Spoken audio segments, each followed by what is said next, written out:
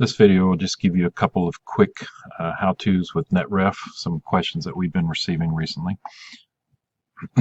Just wanted to, first of all, remind you that you can switch between seeing the different tabs that are open for students and actual screenshots. If you click down here with this tab and screens option, it'll toggle between that. That gives you those different views. You may also want a little bit bigger tiles and maybe even the names a little differently on there. The way you would do that is you would go into your preferences, and then this is where you can set up these different items. So if you want both names, you can choose that. If you want larger tiles, you can choose that. And then this is going to give you more space, let you see that information there. Again, you can switch between tabs and screens with this. One of the other questions that we are getting is how to do a screenshot. So there's a couple ways you can do that. If you switch to screens like this, then when you're on a student's screen, you can click the little plus symbol and you're going to see what they're currently seeing. If you want a screenshot of that, you simply right-click on it, save image as, and then you save that image to a place that you can find easily. Typically, we suggest a desktop. Just name it whatever you need to, and that will save that image. And so now if I pull that image up,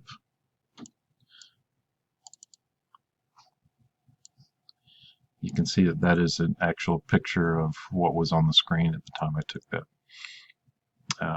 Right when you save that image, it will time stamp it and date stamp it. If you right click it and go to properties, then you can see here that this was done on Thursday the 8th at 12:45. So that's one way that you can grab an image. The other thing that you can do is you can actually look at the history for a student and pull up images that they've been doing over time. So you can actually see history of screenshots as well by going to the student. So I'm going to, now that I've switched back to tabs, I'm going to click on a student and click the information icon. This shows what they're currently on. So again, from this view, you could even right click and say save image. So that's another option. But if I switch to history, then you're going to see the history for the current day. You can change that by typing in new dates. I've actually already selected the 5th through the 8th, so when I hit refresh, you're going to see that all those days are available. I can pick a day, I can pick a time, and then as long as there's a camera image next to it, you're going to see, you'll be able to see some screenshots. So if I click on that camera image, sometimes it takes a little bit of time for them to pull in, but once they pull in, you can see here's different timestamps. It's roughly every 8 to 10 minutes or so, sometimes a little bit longer, but you're getting screenshots. So I can scroll down and see that screen. I can pick a different screen. You can see that one's a little different. And come down to here.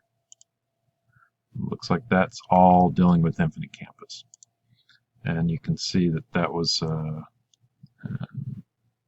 believe I picked an Infinite Campus one, but let's see this one here for Cool Math Games. I can click on that one, give it a few minutes here, and since that one was a longer period, it may take longer.